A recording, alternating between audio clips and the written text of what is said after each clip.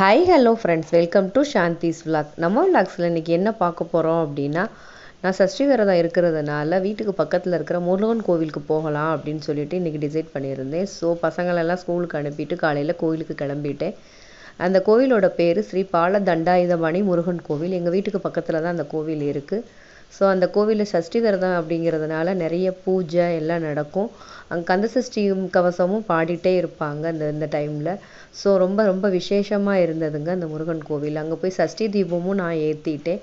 வீட்டில் ஏற்றினாலும் ஒன்று, கோவிலில் ஏற்றினாலும் ஒன்று, அது நம்மளோட விருப்பத்தை பொறுத்தது. ஸோ நான் கோவிலில் போய் சஷ்டி தீபம் ஏற்றிட்டேங்க.